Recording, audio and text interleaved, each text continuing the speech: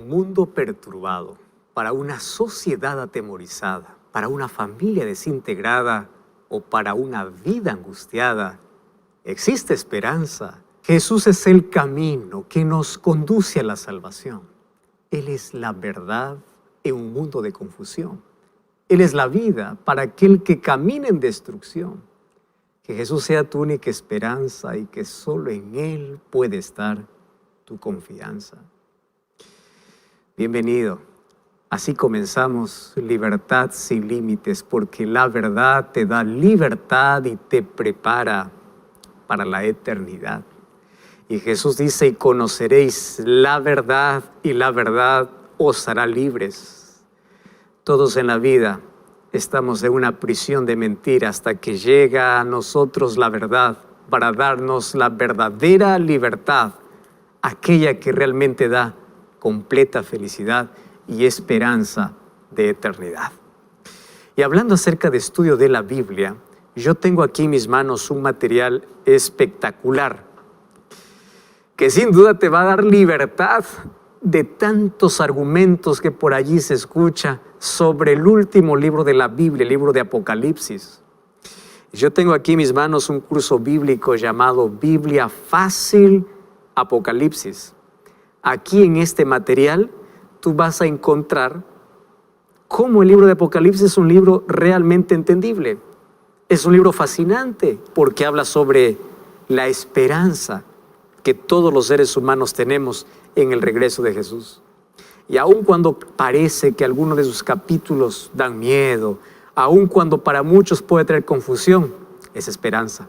Puedes solicitar este material que es totalmente gratis a través de nuestro número de WhatsApp, que es el +5512 9810 1460. Te repito una vez más, +5512 9810 1460.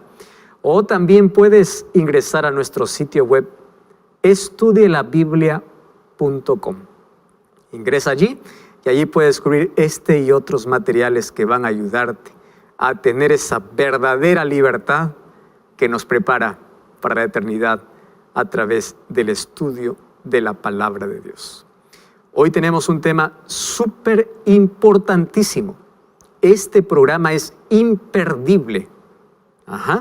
Entonces, mientras tú solicitas el curso bíblico, mientras estás enviando tu mensaje por WhatsApp para solicitar el curso bíblico, de aquí a poco te cuento sobre lo que hoy vamos a hablar. Pero un adelanto, este tema tú no puedes perderte por nada del mundo. Vamos a una brevísima pausa, no cambies el canal y ya regresamos, que esto es... Cuando nosotros ilustramos el corazón, a menudo lo diseñamos de una manera linda, ¿verdad?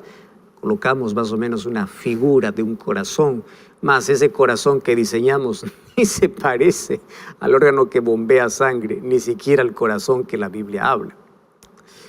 La palabra corazón es una de las palabras más delicadas, más tiernas para poder hablar acerca del amor, por ejemplo. Cuando una pareja está enamorado o enamorada, siempre coloca un corazón flechado.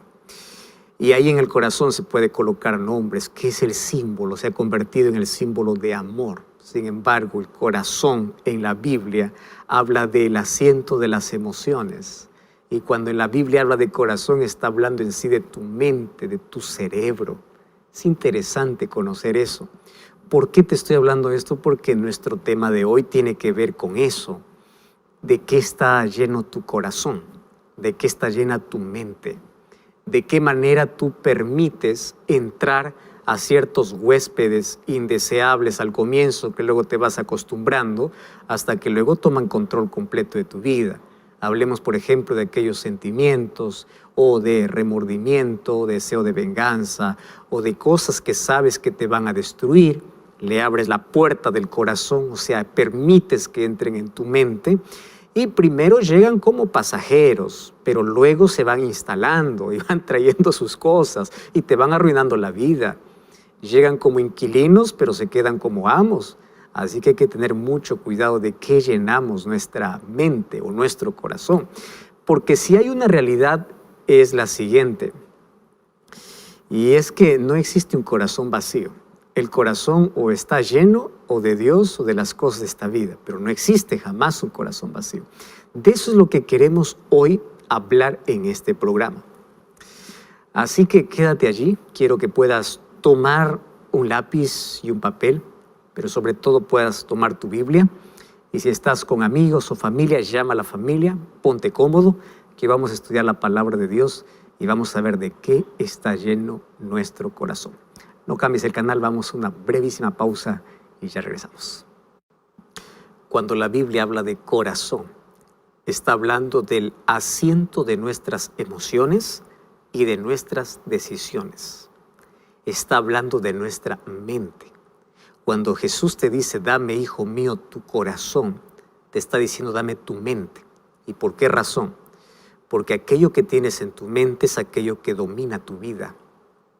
¿Estás entendiendo? Las acciones son el resultado de nuestros pensamientos, de lo que hay en nuestro corazón, o sea, de lo que hay en nuestra mente. Y alguien colocó la mente como la mayor fábrica del mundo, porque todos los pecados se fabrican primero ¿dónde? En la mente, o como la Biblia llama, el corazón. Por eso debemos tener mucho cuidado con nuestra mente.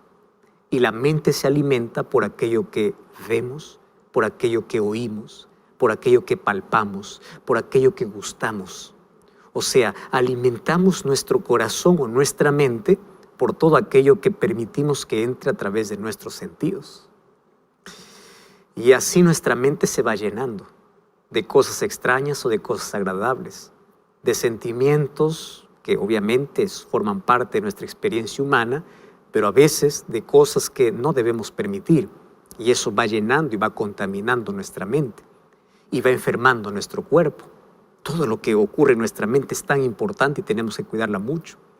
Por eso el libro de Proverbios 4:23 dice, sobre todas las cosas guardadas, guarda tu corazón, o sea, guarda tu mente. Guarda, cuida tu mente. Y un corazón guardado, una mente guardada es aquel corazón o aquella mente que está iluminada por el poder de la palabra de Dios. Hoy está muy de moda aquella frase, yo tengo una mente abierta. ¿Abierta para qué? Si está abierta, tiene que estar abierta para descubrir la voluntad de Dios. ¿Por qué te estoy diciendo esto? Porque el corazón jamás está vacío. O está lleno de Dios y la presencia de Dios trae paz, esperanza, seguridad o salvación. O puede estar lleno de inseguridad, de miedo, pero jamás el corazón está vacío. Y hoy quiero llevarte a una historia que realmente es interesante, es fascinante y hasta tenebrosa. Vamos a juntar todas estas cosas aquí.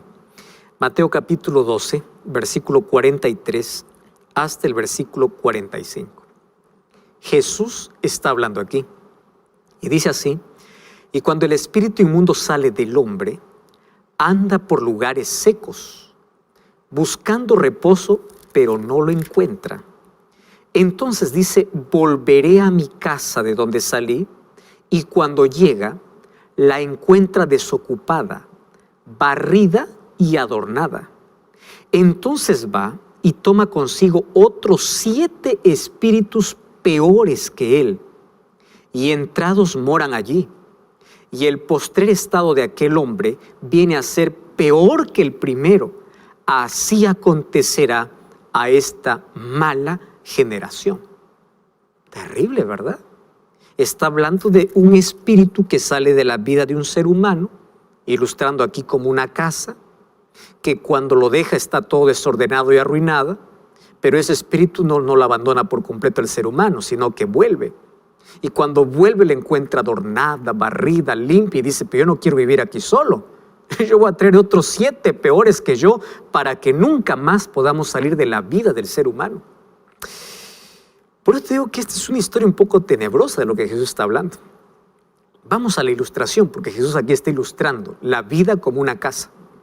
Y a mí me encanta esa comparación, porque en sí la vida es como una casa. La mente especialmente es como una casa. Y en una casa tú tienes varios cuartos, ¿verdad? Tienes una sala, una cocina, tienes cuartos. Pero ¿por qué una casa? Porque una casa tú permites quién entra y quién no. Esa es la ilustración de la casa. Nadie puede entrar a tu casa sin tu permiso. Nadie puede entrar a tu mente si tú no lo permites. Tú decides en qué momento sacar a alguien de tu casa, porque es tu casa. Así es tu mente. Entonces, como toda casa, nuestra mente tiene muchos cuartos. Y algunos cuartos están oscuros y cerrados, que da miedo abrir. Puede ser que estos cuartos estén llenos de traumas, de complejos, de heridas, de recuerdos dolorosos, de traiciones, de frustraciones, de decepciones.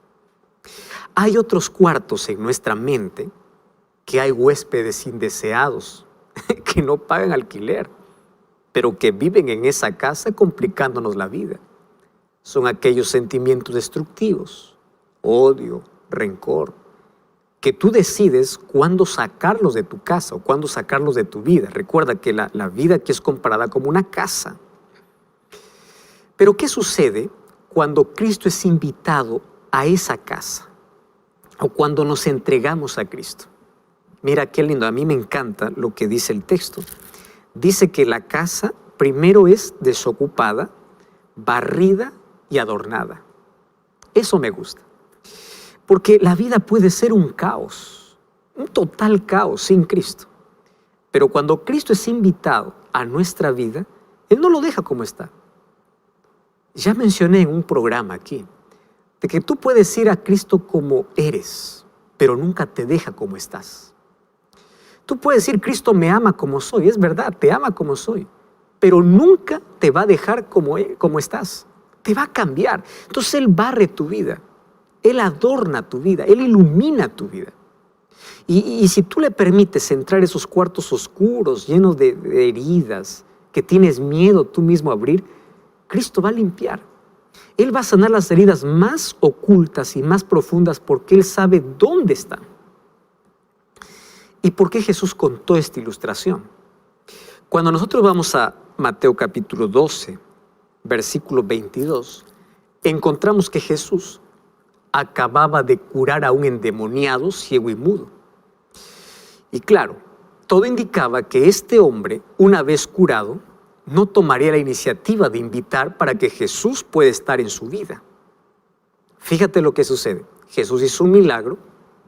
Jesús sacó un demonio dentro de él que había poseído, pero él dijo, bueno, ahora estoy sin el demonio, ahora quiero hacer mi propia vida. No necesito ni a Cristo. Ya estoy libre del demonio, pero yo quiero ser yo. No necesito que Cristo gobierne mi vida. Y aquí hay un problema.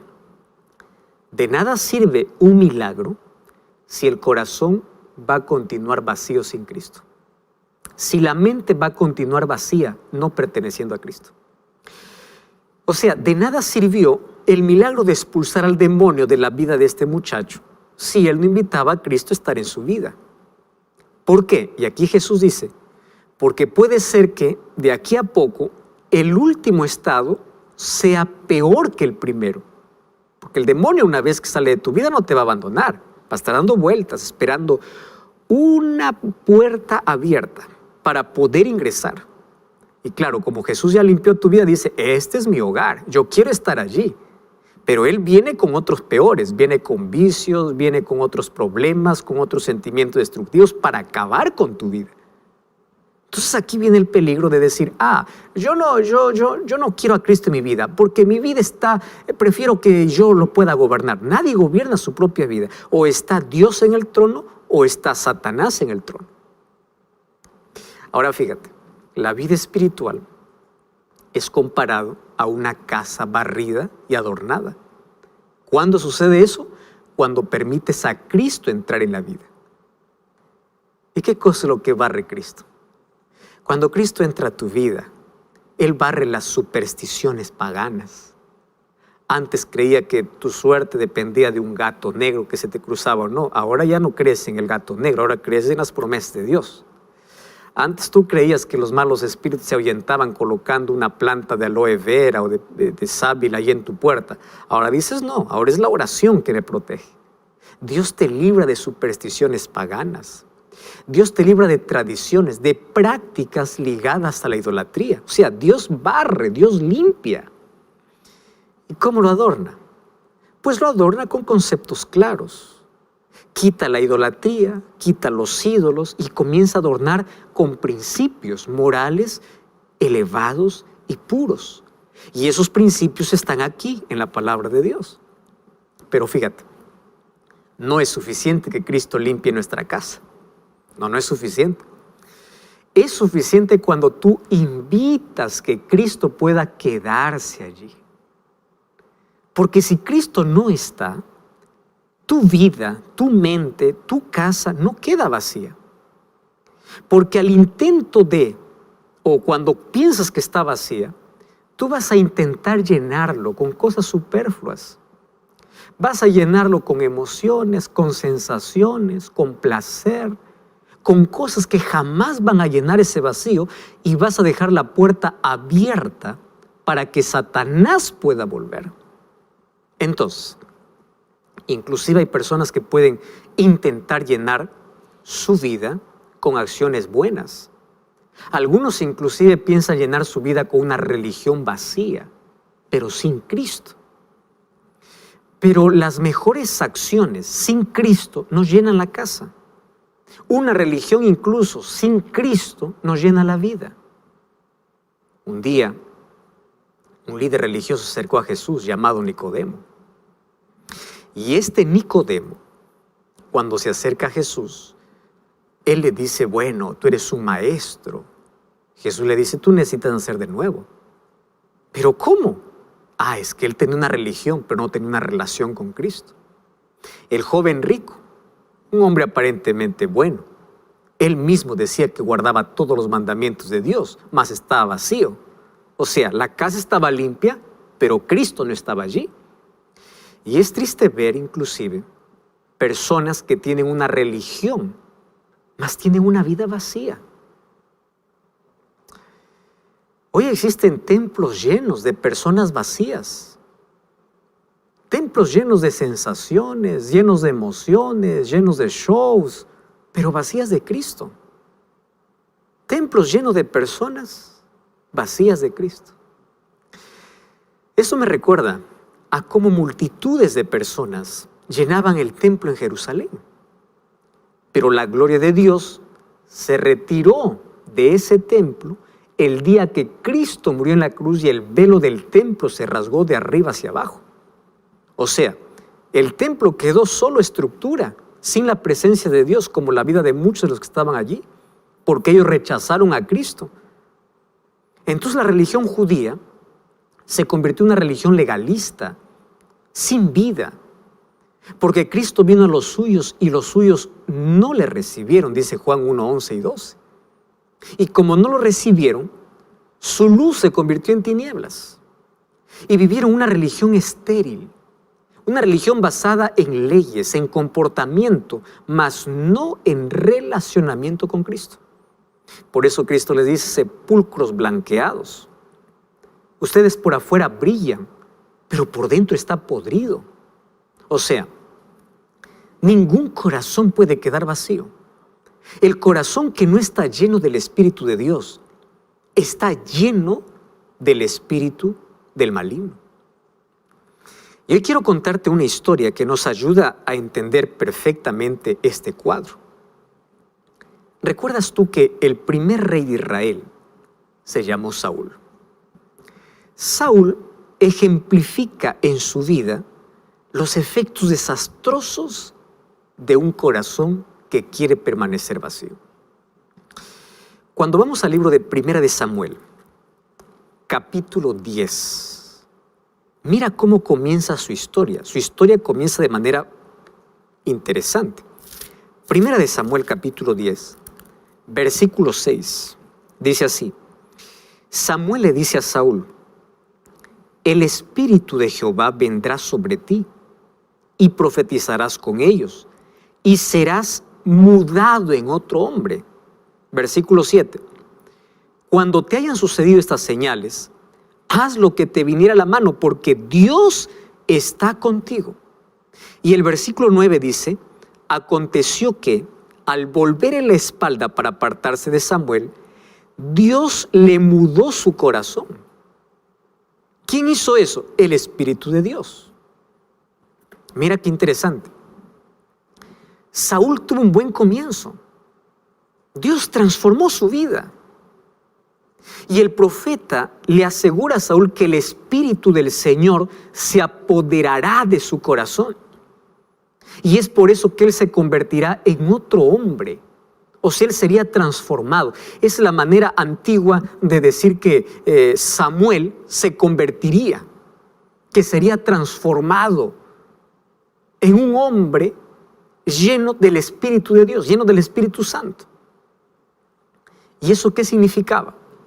Que Dios iba a iluminar su mente, iba a guiar sus decisiones, que él iba a pensar de manera diferente, que él iba a ver la vida de manera diferente. Porque ese es el ideal de Dios para el ser humano.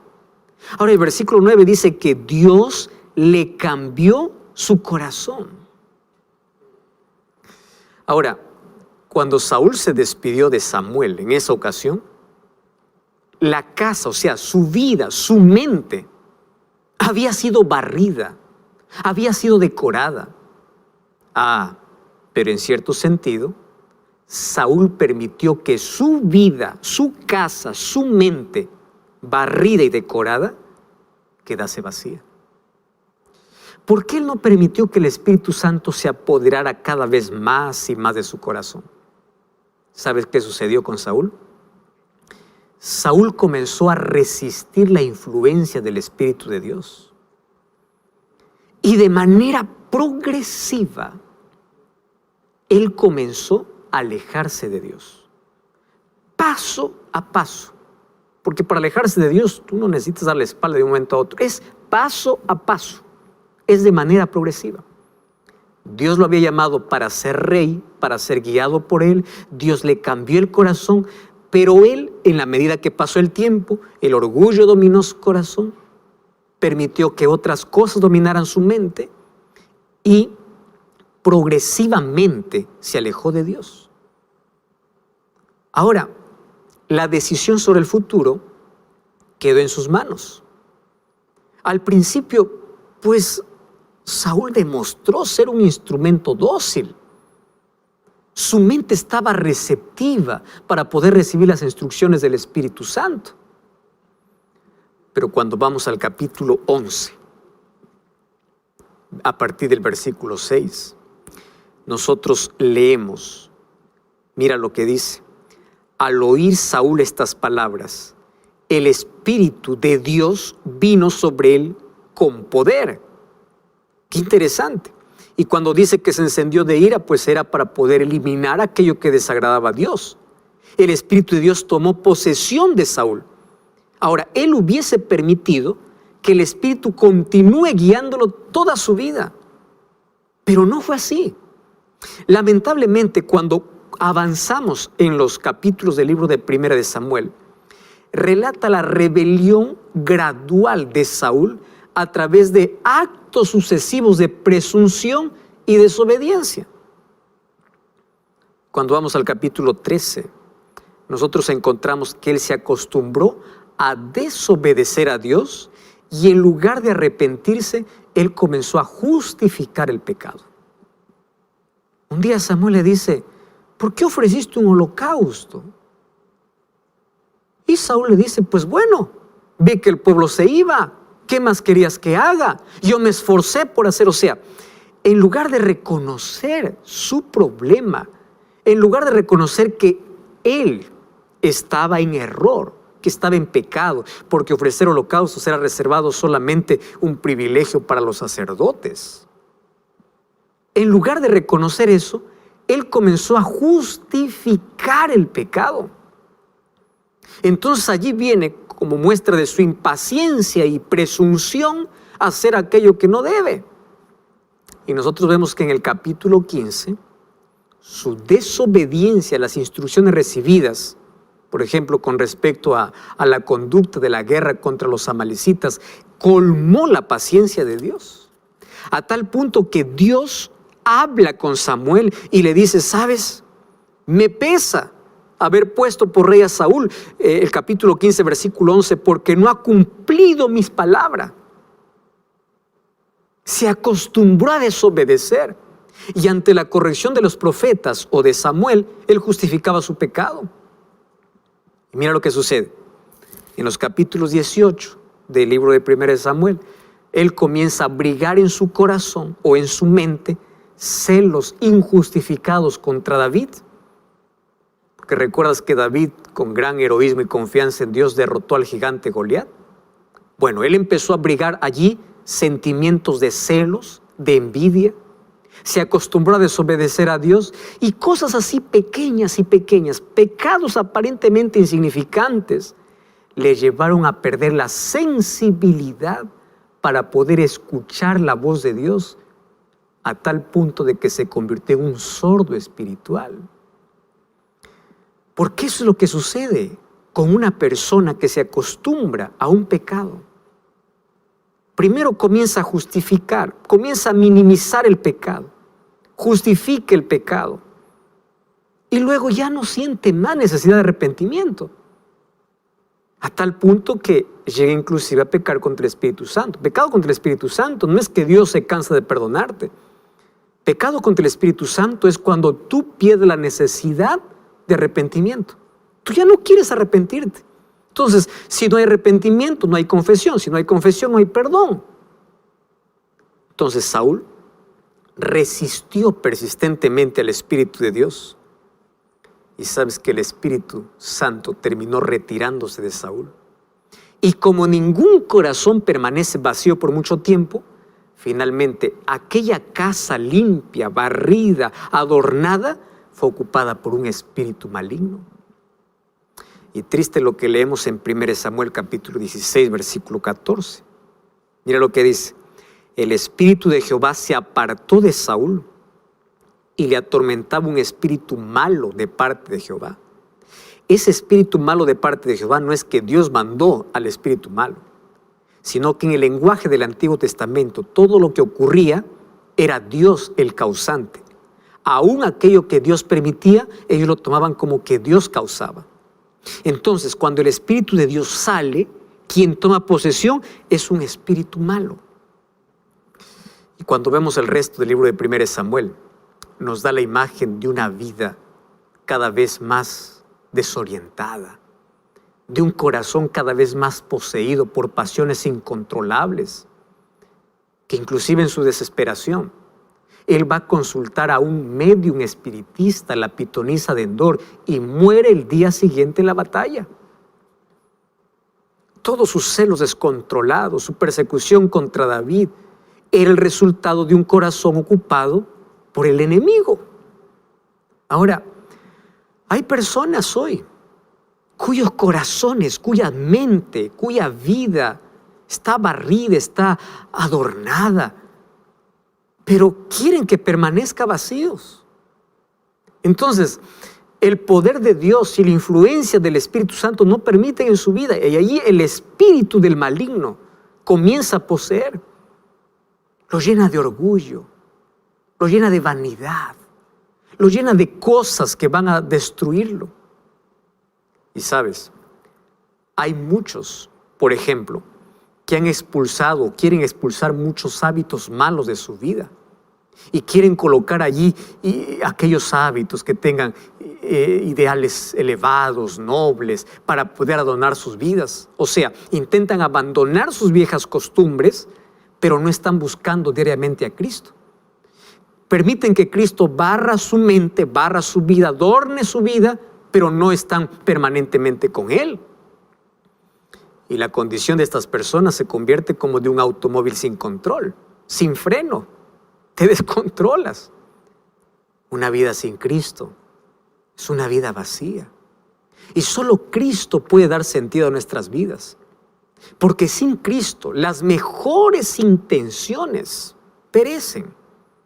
Es Cristo quien nos da el poder de vivir una vida que realmente vale la pena. Tú sabes que el problema de los creyentes del tiempo del fin es que se cree tan bueno que se olvida que Cristo está tocando a la puerta de su vida. Y ahí viene la pregunta: ¿cómo yo puedo tener a Cristo lleno siempre en mi vida? Yo quiero no solamente que limpie mi vida, sino quiero permanecer en Él. Yo quiero que Él pueda conducir mi vida.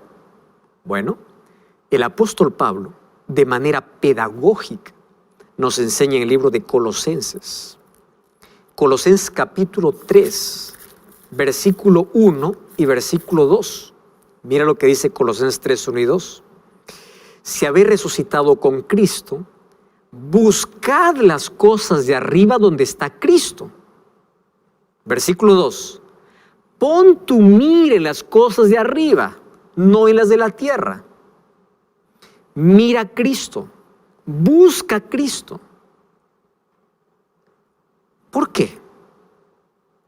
Porque aquello del cual llenas tu mente es aquello que va a dominar completamente tu vida. Y tú tienes que aprender a llenar tus vacíos con las cosas de Dios. Mira, no basta condenar las malas lecturas. Debemos reemplazarlo con la buena lectura. No basta condenar la música que nos separa de Dios. Debemos aprender a reemplazar con la buena música. Música que nos lleva a la presencia de Dios. No basta condenar las malas compañías. Debemos reemplazarla por buenas compañías.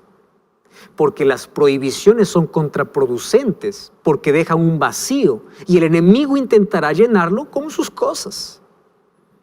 Entonces el acto de deshacerse de los hábitos pecaminosos del pasado debe ser seguido por un acto positivo, de ponerse aquellas vestiduras de justicia de Cristo, de reemplazar por las cosas de arriba, como dice el apóstol Pablo.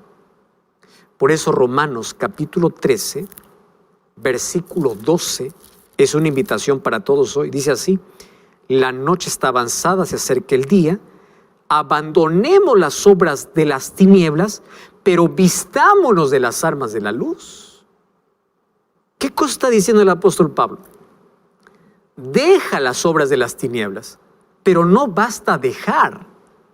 Tienes que vestirte de las armas de la luz. Porque si tú solamente abandonas y no te vistes de luz, el diablo va a intentar cubrir aquellos vacíos de tu vida. Porque la victoria consiste en el abandono diario de las obras de las tinieblas, pero que va seguido de la colocación de la luz. ¿Cuáles son las armas de la luz? Aquello con el cual vamos a vencer, vamos a luchar, vamos a pelear. Y la victoria no es nuestra, va a ser la que Cristo hace en nuestra vida. Y el apóstol Pablo en Efesios capítulo 6 habla de una armadura que tiene que ver con salvación, con justicia, con oración, con la palabra de Dios, o sea, con una comunión con Dios, permitiendo que nuestra mente se llene de Dios. El cristiano que anhela la vida eterna no se contenta con dejar a un lado las vestiduras andrajosas del pecado, sino que va a insistir en ponerse aquellas vestiduras blancas de la justicia de Cristo. ¿Sabes que hay un texto impresionante? Dice, cuando el ser humano se entrega por completo a Cristo, un nuevo poder toma posesión del corazón. Y cuando ese nuevo poder toma posesión del corazón, entonces se produce un cambio que el ser humano no puede obrar por sí mismo. Cuando el ser humano se rinde a Cristo, Cristo se convierte en su fortaleza en medio de un mundo repugnante. ¿Y sabes qué cosa sucede?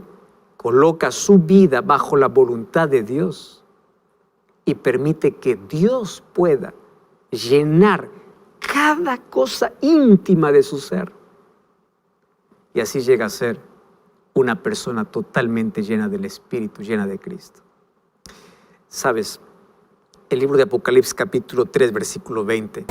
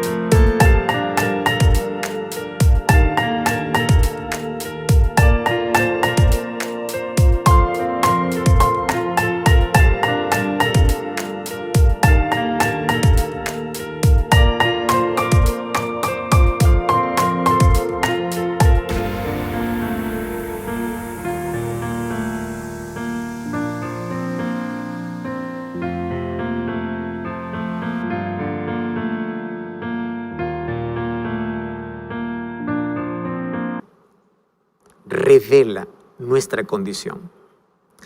Y Apocalipsis 3:20 es una invitación de Dios. Y dice, he aquí yo estoy a la puerta y llamo. Y si alguno oye mi voz y abre la puerta, yo entraré. Yo cenaré con él y él conmigo. Ahora préstame mucha atención a lo que te voy a decir. Nuestro mayor problema es que queremos llenar nuestra vida de todo menos de Dios. Queremos llenar de títulos, queremos llenar de placer, queremos llenar de cosas, queremos llenar de emociones, queremos llenar de satisfacciones, queremos llenar de dinero, de avaricia, de codicia. O sea, nos llenamos de todo. Y Jesús sigue fuera de nuestro corazón. Lo más triste es que muchos quieren llenar inclusive de buenas obras. Y yo conozco gente tan buena.